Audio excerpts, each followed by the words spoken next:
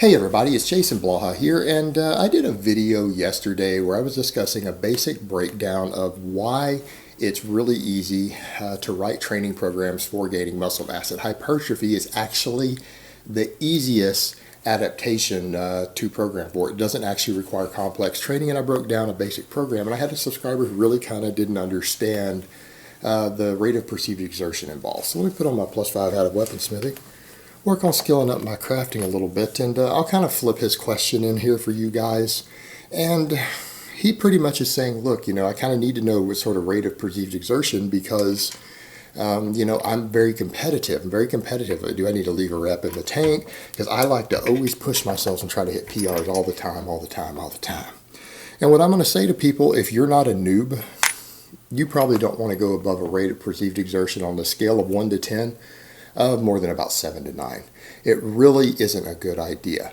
And there's a big difference that a lot of people are going to learn. Now, this is a person who, I pretty much told him, look, if you want to do that all the time, then do that. If that's what makes you happy, then try to get PRs all the time. But don't complain if you gain less muscle and strength as a result of it. Because what you need to remember is that when you're training to do what makes you happy. You're training for some goal to better yourself.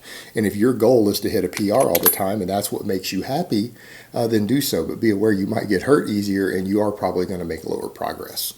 Just be aware of that. But choose what's going to make you happy. Some people would rather feel good about pushing 100% all the time than their actual results. And that's okay because you're doing what makes you happy. And that's fine. But a lot of people are in the gym to actually get results. They enjoy the results sometimes more than the actual training and pushing themselves. That's really what they're after. And that's what we're going to talk about here. And what people need to remember, noobs can get away with this. What you need to understand is that if you're a novice lifter, you're in your first 6 to 9 months of training, you should be hitting a PR at least once a week in the gym, if not every single time you walk in the gym. Most novice programs run a hard linear progression. Mine does. And why? Because noobs are in that golden period to where they adapt to everything. They adapt to everything, and the beauty of it is novices aren't strong enough to easily overload their recovery.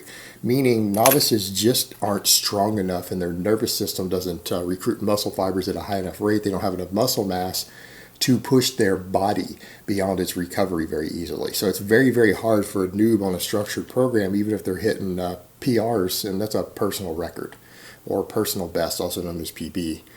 They can get away with doing that every week, sometimes every training session, and their body will just adapt and they get stronger. So what you'll find with a noob, sometimes they can come in and almost hit a set to failure. They can hit their 5 rep max on an exercise and then come back next time after they've recovered a few days later. They've eaten, slept, rested.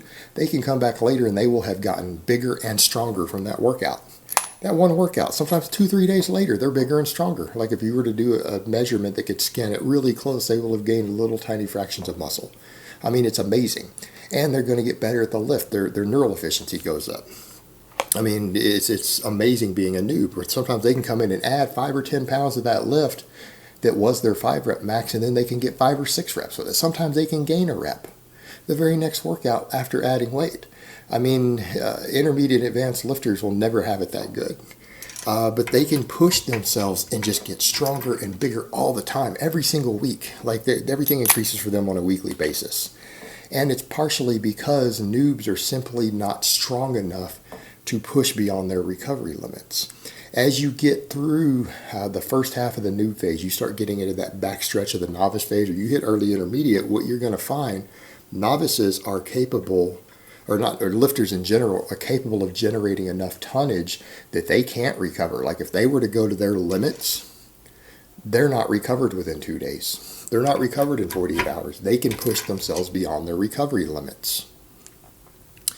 And that's why a lot of structured intermediate programs actually have a heavy, medium, and light day out of their 3 days they're in the gym training. A lot of intermediate, like football programs and stuff for size and strength and everything else, they have a heavy day, a medium day, and a light day. They only have one heavy day a week because they know that one heavy day is all you can handle, that you're going to struggle to recover from that, and the next workout's going to have to be a lot lighter, like 20% less weight. Like if you're doing 400 pounds for 5 reps, you might drop down to 320 for 5. A 20% reduction. That's structured programs, and that's because they're capable of generating enough tonnage off of a few work sets if they push them to the limit that they can't recover. And if you're not able to train again maximally in 48 hours, your growth can be limited. Now with them, what they do, the lighter days reinforce the heavier day and respark the protein synthesis. Because what happens when you're not using any drugs of any type, your body only grows for about 48 hours after you train, right? It only grows about 48 hours after you train. That's it. You stop growing. Muscles don't grow any further beyond that. So they're pretty much done. So if you can't come in 2 or 3 days later and train hard enough to stimulate new muscle growth, or at least get pretty close to what you did before, you are going to lose growth time. Unless, again, it's like almost a feeder type workout, which those light days are. But they are going to grow less after that lighter workout. But then they'll grow again after their medium one, the final day of the week. So it's a little bit different as you get more advanced. It's quite a bit different. You simply can't push 100% all the time. You can't push 100% all the time, because when you do, you don't recover, and then you start having weaker and weaker workouts. In fact, pushing too hard when you're strong enough to overreach somewhat off of a single workout, you will find sometimes that if you push 100% 2-3 workouts in a row, the next week your strength and everything will tank.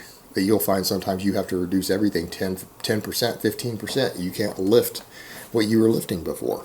And again, it can be problematic, and then you can eventually start to get symptoms of overtraining, elevated blood pressure, muscle cramps, everything else. So what you find is that as someone gets strong enough to actually lift significant tonnages, they don't respond well to trying to hit PRs and PBs all the time. And here's the thing. When it comes to lifting fairly heavy weight, and I'm not talking about doing high reps to failure, because high reps to failure induce a different sort of metabolic fatigue, and they don't fatigue your nervous system as much. So, failing on a 12th or 13th rep, and I don't mean grinding them out. When I talk about failure, I mean failing, and then that's it. You don't sit there and do forced reps after. You don't try to grind out reps you can't get. Failure means you can't lift the weight anymore with perfect form, with perfect technique. That's muscle failure. That's different with higher reps. When you're lifting heavier weight down 8 reps or less, particularly as the reps go lower, muscle failure doesn't induce any extra gains. In fact, going over about 90%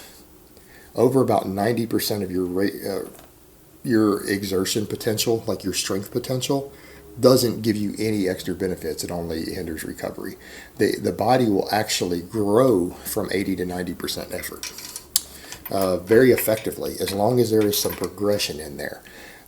What will stimulate muscle growth is as long as at least once every 3 weeks, any given muscle that you want to grow is subjected to a higher workload. What do I mean by higher workload? You add a rep somewhere. And I don't mean you've got to add a bunch of reps. I don't mean you have to add a bunch of weight. But let's say you've been doing 3 sets of 10 on an exercise, primary exercise for that body part.